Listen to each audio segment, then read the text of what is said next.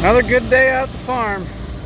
Cutting beans in the bottom, averaging about 13.9 on the moisture. Still got some sieve issues with it letting some whole unthreshed bean, whole bean pods through, but other than that, she's been working pretty well.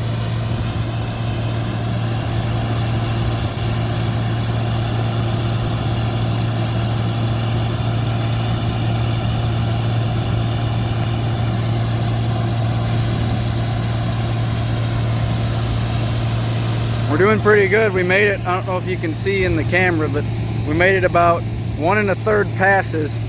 We're normally about 2 whole passes and sometimes a little bit more to fill up the tank, so we're doing pretty good this year.